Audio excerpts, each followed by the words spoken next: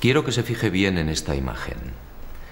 Guárdela en la memoria porque volveremos sobre ella. Se trata, en efecto, de un carro al galope encontrado en la zona de Tamashgert, al sur de Argelia. Una pintura como otras que iremos viendo, que guarda una estrecha relación con la historia que quiero contarle. Otra historia oficialmente imposible, que no será del agrado de los arqueólogos ortodoxos. Pero la verdad, como usted sabe muy bien, no es patrimonio de nadie. Sígame y juzgue por sí mismo.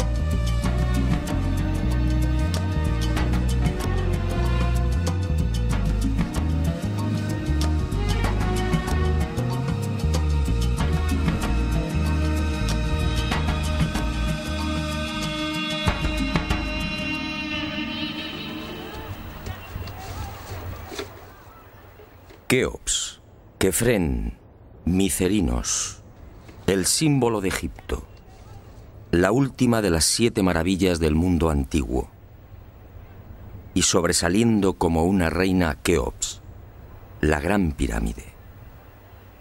Una construcción incomprensible, un desafío a la razón, una obra que provoca vértigo. ¿Quién la levantó y, sobre todo, cómo? Keops reúne 3 millones de bloques de piedra caliza y granítica. Bloques que oscilan entre 2 y 40 toneladas de peso. Bloques tallados con tal precisión que no permiten el paso de una hoja de papel. Un monumento cuyo revestimiento original, hoy casi desaparecido, estaba formado por losas de caliza pulida de hasta 16 toneladas. Y a su lado, otro coloso, Kefren, casi 1.700.000 metros cúbicos de piedra. Bloques idénticos a los de Keops, con un revestimiento original de caliza pulida y granito rojo de Asuán. En su base cabrían 7 campos de fútbol.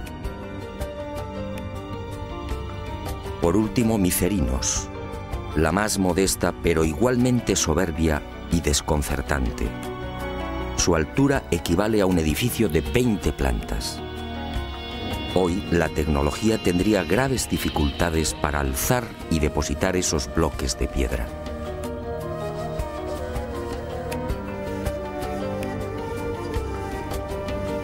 A la vista de estas mareantes cifras, el mundo se pregunta, ¿cómo lo hicieron?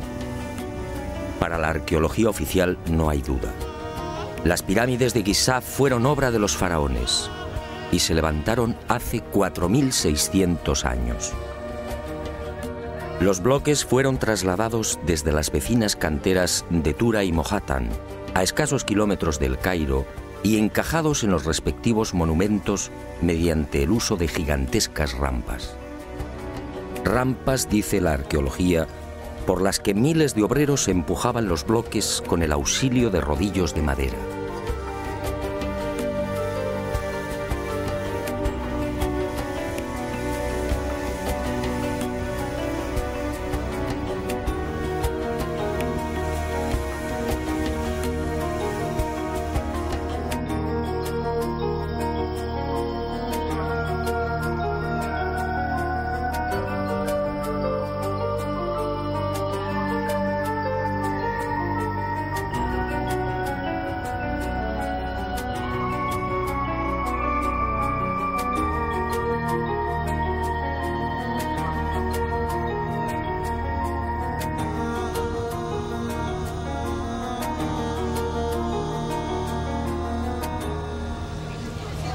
Pero la célebre teoría de las rampas, divulgada en el siglo XX por el arqueólogo alemán Ludwig Borchardt, no termina de convencer a cuantos hemos tenido el privilegio de pisar la meseta de Giza y contemplar estos 3 millones de bloques. Y son dos las razones que ponen en entredicho la versión oficial.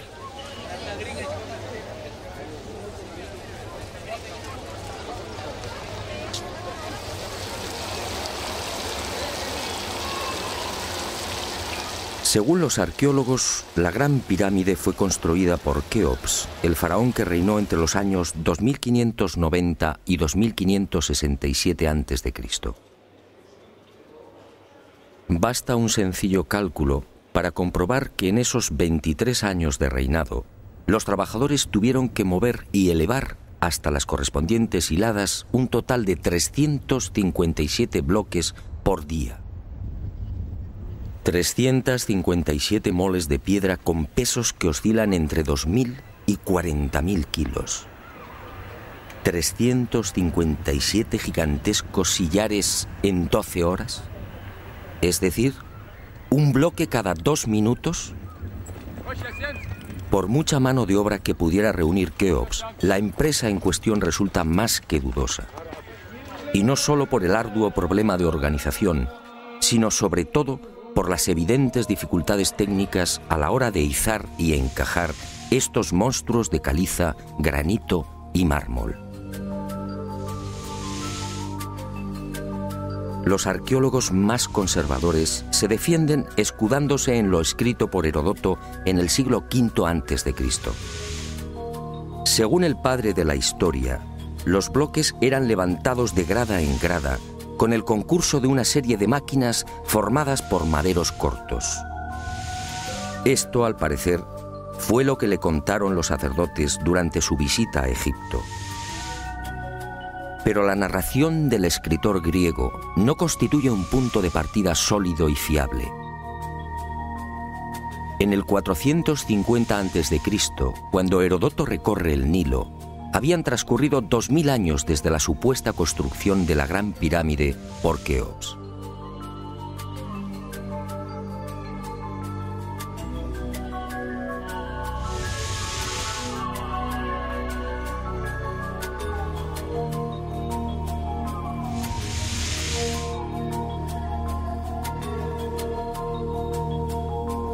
Heródoto no menciona las rampas, ni se atreve tampoco con el espinoso problema de los 357 bloques por día.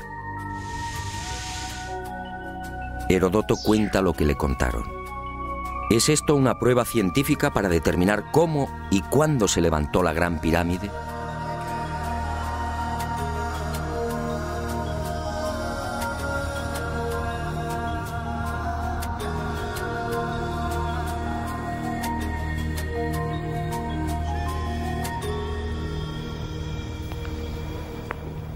Pero existe una segunda razón de mayor calado que hace dudar de lo establecido por la arqueología.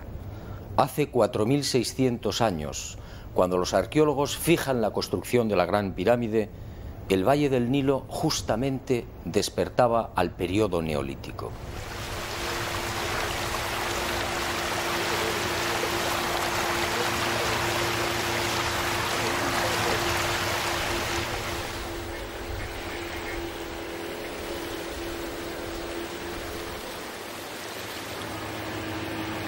En otras palabras, tanto en el sur, en el Alto Egipto, como en las regiones del Fayum y del Delta Occidental, los habitantes malvivían en chozas de juncos y adobe. Se hallaban todavía en la Edad de Piedra, con un precario desarrollo agrícola y un incipiente pastoreo. Sus herramientas eran groseras, basadas principalmente en la industria lítica. Sería 3 siglos después, hacia el 2300 a.C., cuando estos pueblos entrarían en la Edad del Bronce. Y surge la primera gran contradicción. Si Egipto cambia la piedra por el bronce en el 2300 a.C. aproximadamente, ¿cómo pudieron levantar la Gran Pirámide 300 años antes? ¿Con qué herramientas? ¿Con qué clase de conocimientos? ¿Cómo explicar semejante salto cualitativo?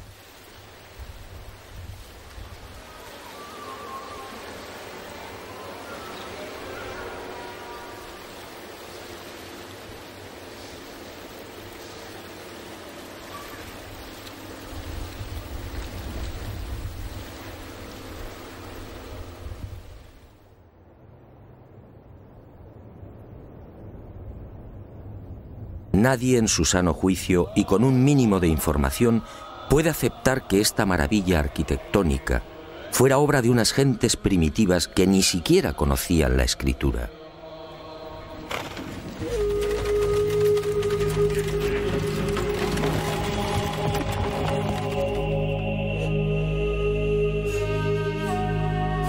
El testimonio de Heródoto, en efecto, deja mucho que desear.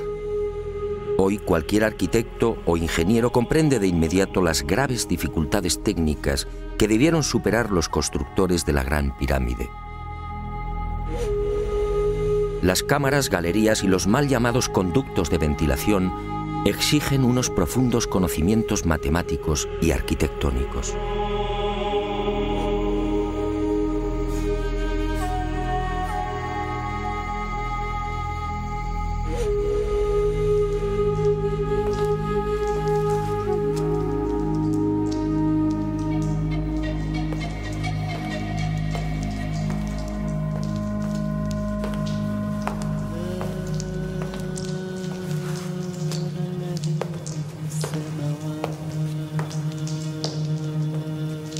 Basta echar un vistazo a las toscas herramientas con las que, según los arqueólogos, se construyeron las pirámides para comprender que algo falla en esta historia. Unas herramientas, además, que no existían hace 4600 años. Es que estos mazos, niveles, bolas de dolerita, escuadras, trineos de madera y regletas sirvieron para establecer las asombrosas proporciones de la Gran Pirámide. ¿Cómo explicar, por ejemplo, que la desviación de la orientación norte-sur de sus caras no supere los 3 minutos 20 segundos hacia el oeste? ¿Cómo explicar la increíble perfección de la angulación de los bloques de revestimiento? Hoy solo podríamos alcanzarla con instrumentos ópticos. ¿Cómo entender que hace 4600 años aquellos pueblos neolíticos dispusieran ya de una medida tan perfecta como el codo? Como es sabido, solo en la era espacial se ha podido comprobar que el metro estaba mal medido. Su longitud en realidad es algo más de lo que siempre habíamos creído. El metro exacto tiene una longitud de 1.047. Pues bien, 2 codos egipcios equivalían exactamente a 1.047. El metro de la era espacial. ¿Cómo lo lograron? Pero las dudas y contradicciones no terminan ahí. Hasta el día de hoy, nadie ha logrado explicar satisfactoriamente el sistema de iluminación utilizado a la hora de construir las pirámides. Las tradicionales antorchas no sirven. No hay restos de hollín en techos o paredes. En cuanto a la fórmula de los espejos, reflejando la luz solar hasta lo más profundo, tampoco resiste un análisis medianamente serio. El movimiento del Sol obligaría a los constructores a una penosa labor de permanente rectificación. Esa luz sería útil como mucho para las salas y galerías más próximas a la entrada.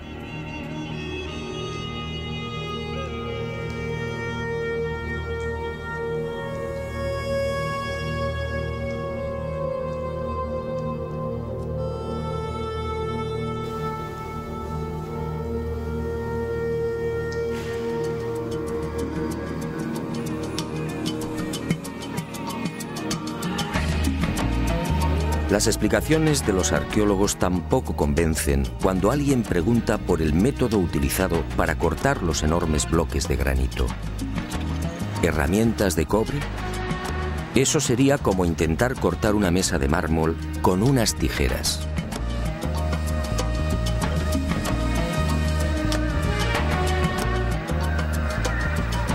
Y otro tanto sucede con el asombroso y enigmático pulido de los vasos de diorita y granito.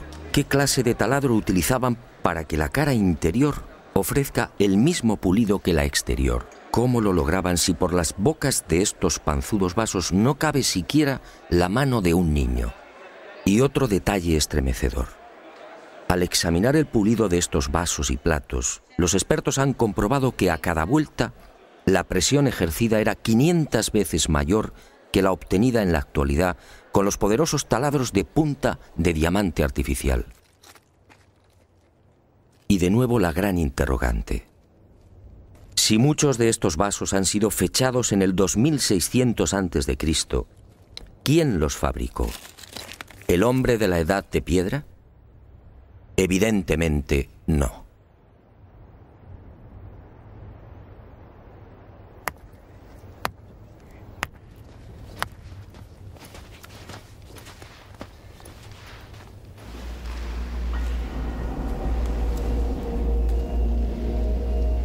¿Y quién fue capaz de un pulido como el que presenta el supuesto sarcófago de la pirámide de Keops? El acabado en el bloque de granito resulta imposible para un hombre del Neolítico. Mientras las esquinas aparecen absolutamente cuadradas, el índice de imperfección de la superficie del sarcófago no llega a 2/10 de pulgada. Es decir, la 10ª parte del espesor de un cabello humano. Esa perfección en el trabajo sobre la negra y dura diorita alcanza su máxima expresión en la estatua del citado faraón Kefren, hallada en el Templo del Valle, junto a la pirámide que lleva su nombre. El pulido de la misma es tal que solo cabe el silencio. Nadie sabe, nadie entiende cómo se logró semejante belleza hace 4500 años. ¿Y cómo explicar la técnica empleada para la ejecución de estas perforaciones? Son perfectamente visibles en muchos lugares del Egipto faraónico. Aquí, en la entrada real de la pirámide de Keops, tenemos una muestra. Para la arqueología no hay misterio. Estos orificios, dicen, se conseguían mediante la introducción en la piedra de un cilindro hueco que al girar cortaba el granito. Pero al examinar la espiral grabada en el interior, algo no concuerda con la versión oficial. La distancia entre línea y línea es de 2,5 milímetros. Nosotros en la actualidad, utilizando taladros con punta de diamante artificial, solo podemos alcanzar 0,05 milímetros por vuelta.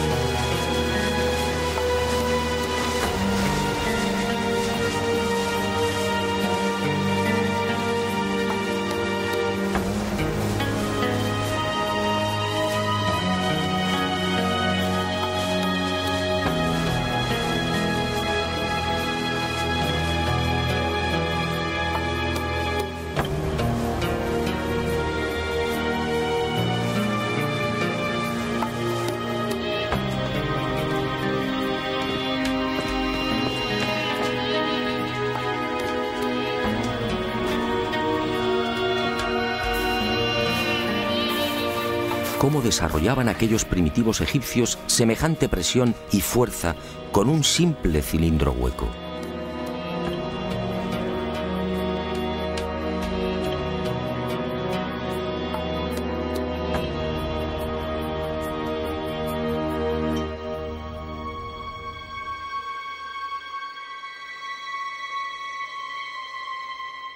Y aunque algo posterior en el tiempo, también lo descubierto en la tumba de Tutankamón nos deja con la boca abierta.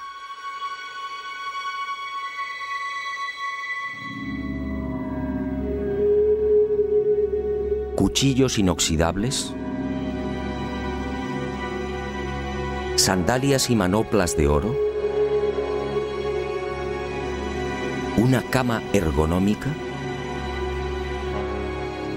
una cama con la parte de los pies más elevada, favoreciendo así la circulación sanguínea. ¿Cómo es posible hace 3.333 años? ¿De quién lo aprendieron?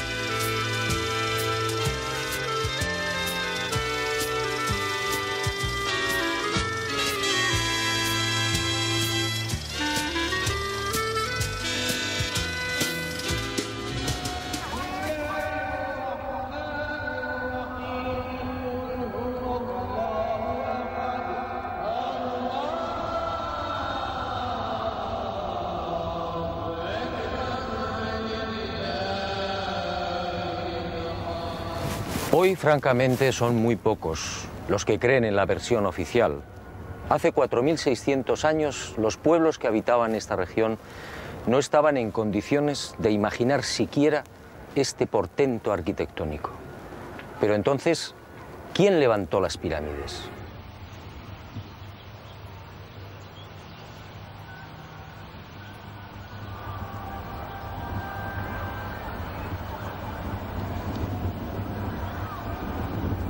Una primera pista aparece en esta estela de piedra.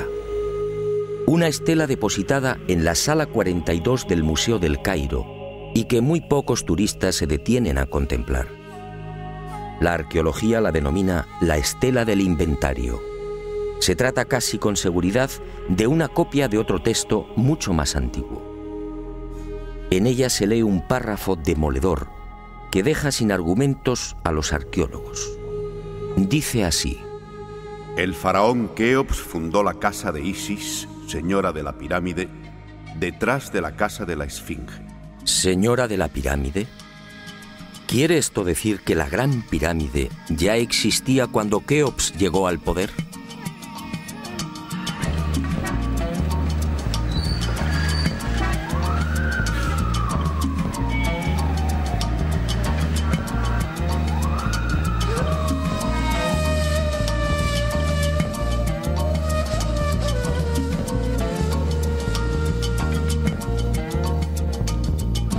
La segunda pista, mucho más espectacular, se encuentra a casi 3.000 kilómetros del Cairo. Y hacia allí nos dirigimos.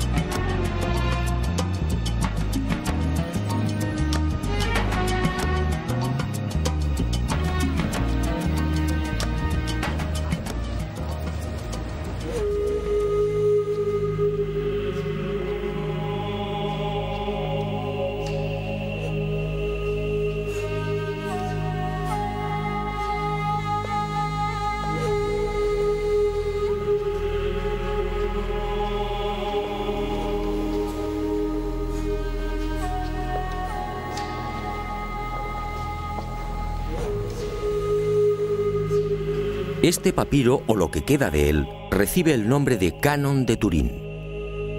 Fue descubierto en 1822 por el viajero italiano Bernardino Drobetti en la antigua ciudad egipcia de Tebas. El propio Champollion lo tradujo, concediéndole una singular importancia. Pero la arqueología ha preferido ignorarlo. Y no es de extrañar a la vista de su contenido. Esta escritura hierática procede de la época del no menos célebre Ramsés II, entre los años 1290 y 1224 a.C. Para algunos, el faraón que persiguió a Moisés. En total, 160 fragmentos correspondientes a 11 hojas escritas hace 3200 años y en las que se lee una extraña lista de reyes. Una lista de reyes egipcios imposible para la ciencia. Imposible, sí, porque de aceptar lo manifestado en este documento arqueológico, la cronología faraónica se vendría abajo. ¿Y qué dice este papiro de 1,70 metros de longitud? Sencillamente que en un lejano pasado, Egipto fue gobernado por unos seres mitad hombres, mitad dioses, que recibían el nombre de Sen-Suhor, los compañeros de Horus. La lista de estos misteriosos reyes sitúa el primer gobierno en el Valle del Nilo, no durante el faraón Menes hace 5000 años, como afirma la arqueología, sino mucho más atrás en el tiempo, concretamente hace 11.000 años. Esta desconcertante y revolucionaria lista de reyes aparece ratificada en buena medida por otra historia igualmente despreciada por los arqueólogos. Me refiero a lo escrito por Manetón en el 240 a.C. Este sumo sacerdote recibió el encargo del faraón Ptolomeo II Filadelfo de escribir la historia de Egipto desde sus comienzos. Manetón tuvo acceso a la documentación depositada en el templo de On, en Heliópolis, y cumplió el trabajo. En los escasos fragmentos que se conservan de su obra, en especial en los recopilados por Eusebio, puede leerse algo insólito que, como decía, coincide en lo básico con lo relatado en el Canon de Turín. Según Manetón, antes de Menes, el primer faraón de la primera dinastía, Egipto fue gobernado por unos semidioses y también durante miles de años. El sumo sacerdote greco-egipcio no habla de los Sen-Suhor, pero la casualidad es más que sospechosa. ¿Quiénes eran los Sen-Suhor? ¿Por qué los califican de semidioses?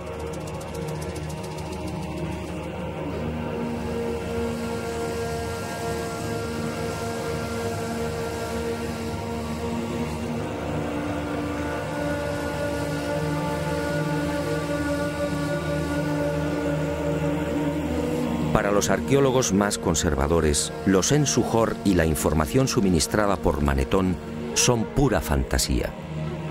Y aparentemente tienen razón. Si Egipto fue gobernado hace 11.000 años, ¿dónde están las pruebas y los vestigios arqueológicos que deberían delatar a esas culturas? ¿O están ahí? ¿No será que la arqueología no los quiere ver?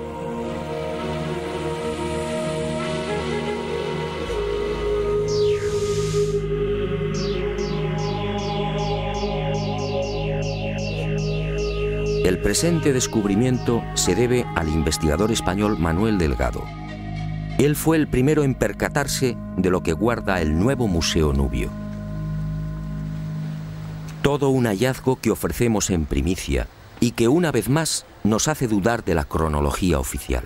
Este huevo de avestruz fue descubierto en la tumba 96 del cementerio 102 en Nubia por el arqueólogo inglés Cecil Malaby Firth. El hallazgo tuvo lugar en 1907, pero dada su naturaleza, fue silenciado. Alguien dibujó sobre él y lo depositó junto al cadáver.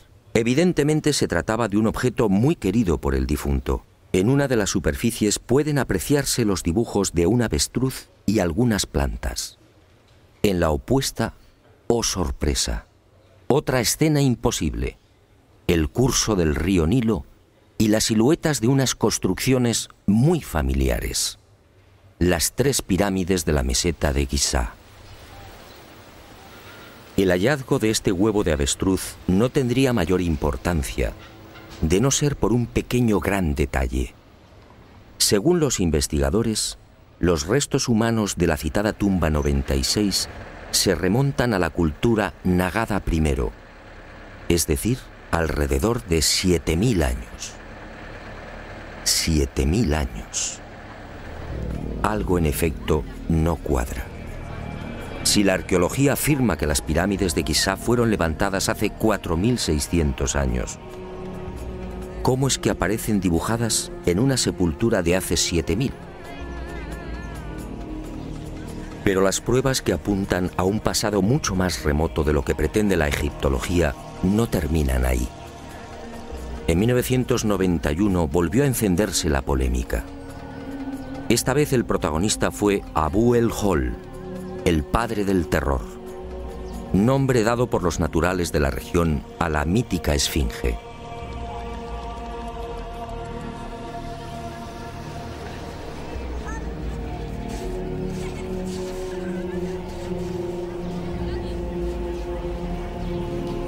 La esfinge, otro monumento emblemático de Egipto construido, según la arqueología, por el faraón Kefren hace 4500 años.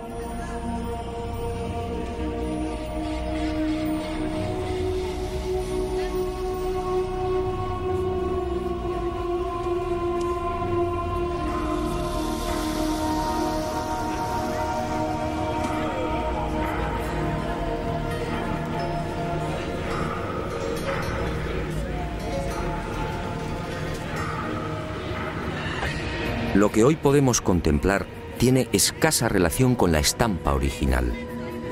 En el pasado se hallaba totalmente pintada. El cuerpo de león en rojo y el tocado de la cabeza en azul, con rayas horizontales en amarillo. Portaba una barba postiza y por delante de esa barba aparecía una estatua a tamaño natural. Durante la invasión de los mamelucos, la esfinge fue cañoneada y la nariz destrozada. ¿4500 años? ¿Por qué la arqueología sitúa la construcción de la esfinge en esa época? En primer lugar, por el parecido del rostro con algunas de las estatuas de Kefren. Y además por el hecho de hallarse muy próxima al templo funerario de dicho faraón. Aunque parezca increíble, eso es todo.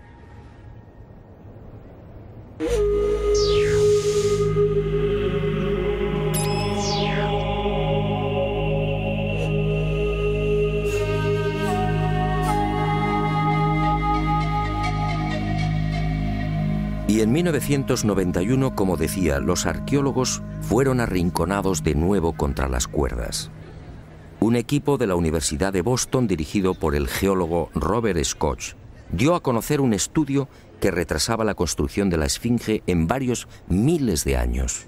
Mediante la utilización de ondas sonoras y micrófonos especiales, los geólogos norteamericanos exploraron las rocas que forman parte de la esfinge. El resultado fue asombroso. La zona delantera del monumento y parte de las paredes del foso que la rodea presentan una erosión de 2 metros de profundidad, provocada por las lluvias. En la época de Kefren, supuesto constructor de la esfinge, esta región era un desierto.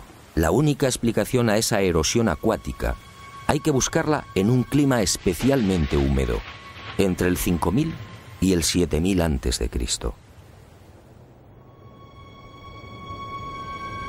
Casi mágicamente hemos llegado a un punto que ya fue contemplado en uno de los anteriores capítulos de este planeta encantado. ¿Recuerda?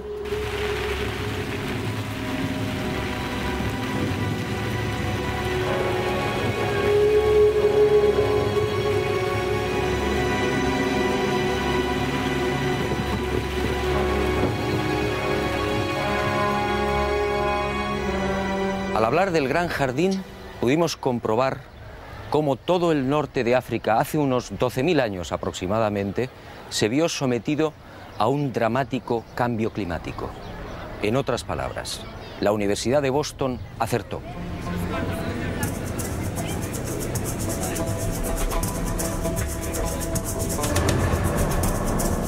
Fue a partir de esa época, hace ahora unos 8000 años, cuando los monzones perdieron fuerza y el Sáhara entró en un lento pero progresivo proceso de desertización.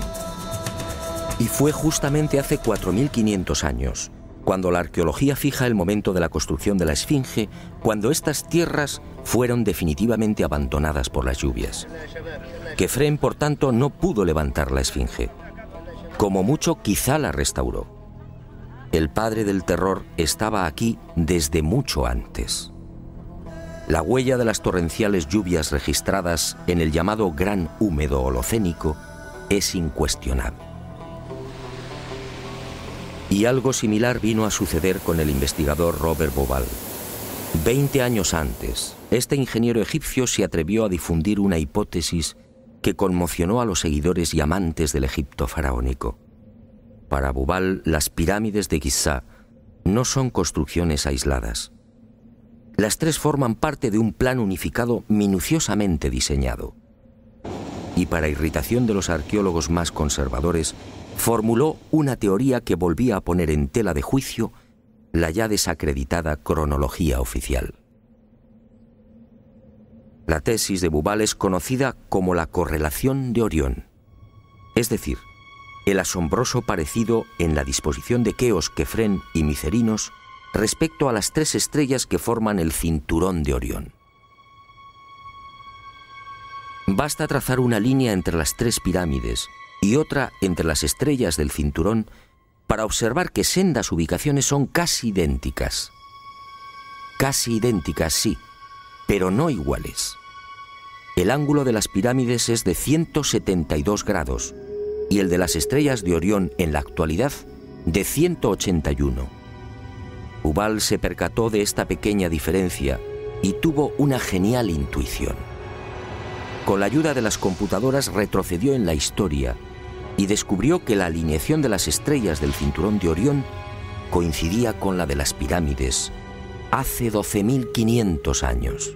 ¿No son demasiadas coincidencias? Por un lado, la geología demuestra que la Esfinge tuvo que ser construida en pleno Gran Húmedo, es decir, hace más de 9.000 años. Por otro, el papiro de Turín y Manetón aseguran que unos semidioses gobernaron el valle del Nilo hace 11.000 o 12.000 años. Quizá más. También el huevo de avestruz hallado en la tumba 96 en Nubia nos dice que las pirámides existían ya hace 7.000 años. Y la tesis de Bauval pone punto final, insistiendo de nuevo en esa misteriosa fecha. 12.500 años.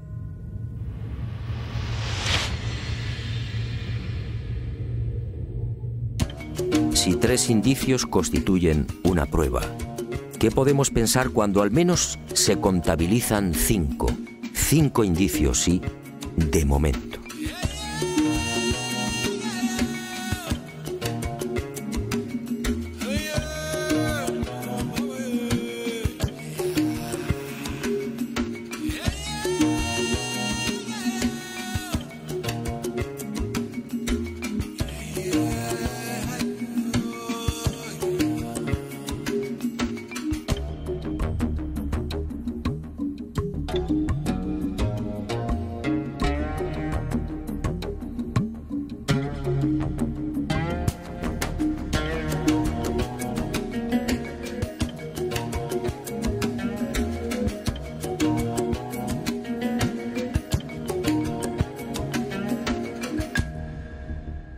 No, las pruebas que contradicen la versión de la arqueología oficial no han concluido.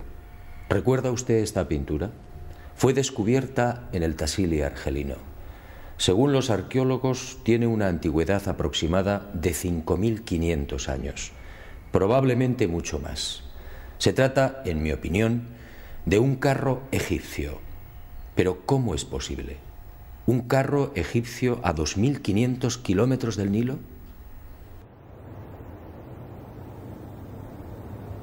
¿Un carro egipcio antes de que existiera Egipto? Si la arqueología dice que el primer faraón de la primera dinastía empezó a reinar 4.920 años antes del presente, ¿cómo explicamos esta pintura, datada mucho antes? No fue la única. En mis investigaciones por el Sáhara pude descubrir cientos de ellas. En 1982, una síntesis de los trabajos de Henry Lott sacaba a la luz un total de 600 carros pintados o grabados. A estos hay que sumar otros 400, distribuidos por Mauritania, Marruecos, Argelia, Libia, Mali y Níger. Más de 1000 carros pintados o grabados a 2000, 3000 y 5000 kilómetros del Nilo. ¡Qué extraño! Carros y conductores típicamente egipcios. Perfiles, tocados y vestiduras son elocuentes. Carros y personajes egipcios en el corazón del Sáhara. Cuando interrogué a los arqueólogos, la mayoría se encogió de hombros. A decir verdad, estas pinturas no son cómodas. Algunas han sido fechadas en una época en la que, según la arqueología, carros y caballos no habían hecho acto de presencia en Egipto. Otras, como las del Tassili o el Fesán libio, son mucho más escandalosas. Los análisis de las sustancias orgánicas contenidas en los pigmentos han sido desconcertantes. 6000, 8000 y hasta 9000 años de antigüedad. ¿Carros y conductores egipcios hace 9000 años? Y casi sin querer, a la vista de estos documentos pictóricos, la memoria vuelve a poner en pie los hallazgos de la Universidad de Boston, el papiro de Turín, la historia narrada por Manetón, las pirámides pintadas en el huevo de avestruz o el descubrimiento de Bubal. Naturalmente, para la arqueología, estas pinturas y grabados no tienen sentido. El caballo y los carros, dicen, entraron en Egipto hacia el 1700 a.C. y lo hicieron con la invasión de los Hicsos, un pueblo procedente de la Alta Siria que gobernó la mitad oriental del delta. Nuevo y grave error de la arqueología. El caballo y los carros, como demuestran estas pinturas y grabados, ya existían en el Sáhara mucho antes de la 13 dinastía. Otra cuestión es que no quieran reconocerlo, y es comprensible. Si los egipcios y su cultura proceden del Sáhara, ¿en qué queda la supuesta hegemonía del Egipto faraónico?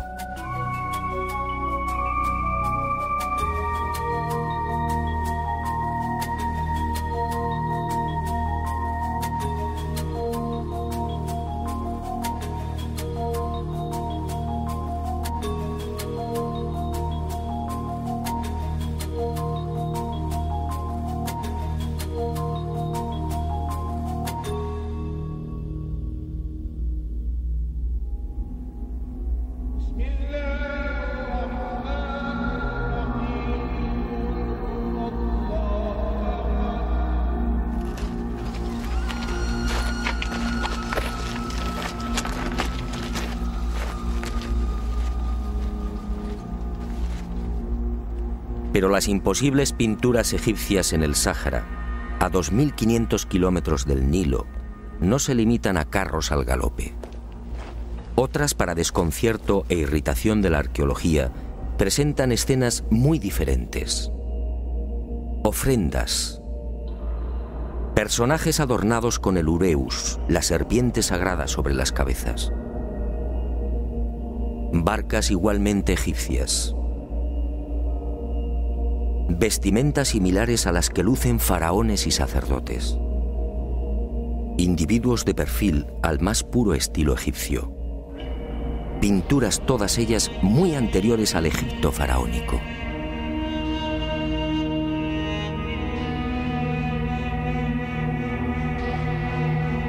¿Barcas egipcias en pleno desierto?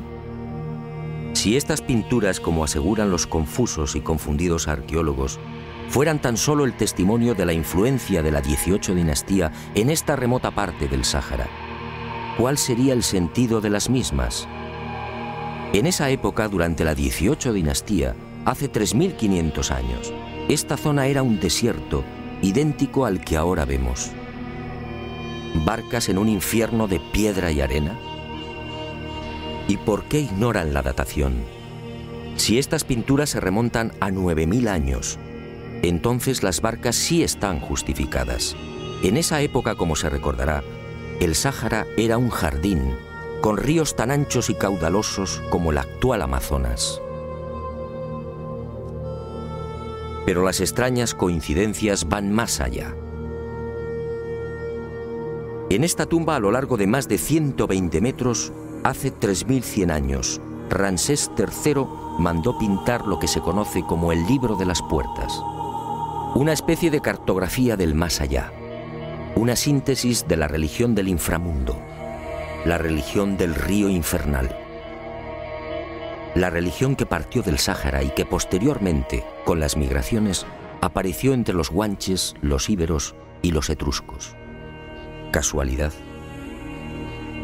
¿Y qué decir de los cientos de representaciones de la vaca sagrada Hathor, del buey Apis o del carnero Amón, todos egipcios con el disco solar entre los cuernos? ¿Cómo explicar que estas mismas imágenes podamos encontrarlas en las pinturas y grabados rupestres de Marruecos, Libia o Argelia? Grabados y pinturas, no lo olvidemos, de 9.000, 10.000 y 12.000 años de antigüedad, es decir, muy anteriores a los bóvidos egipcios. Para el que lo quiera ver, está muy claro.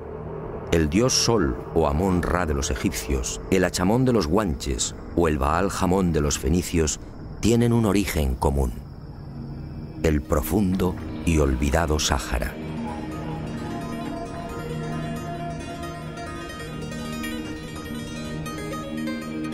Puede que Herodoto y Diodoro de Sicilia tuvieran razón. Egipto, el Egipto faraónico, fue obra de los dioses. Ha llegado el momento de ser valiente. Para mí, hace 9.000 o 10.000 años, quizá más, alguien no humano descendió en el gran jardín, en el Sáhara Azul, y puso en marcha una gran cultura. Una civilización intuida en una lengua, una religión y unas costumbres comunes.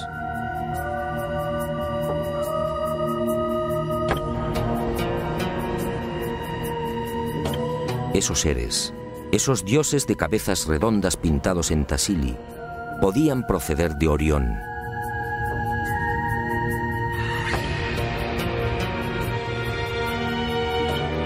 Y ellos o sus descendientes levantaron estas magníficas e imposibles construcciones.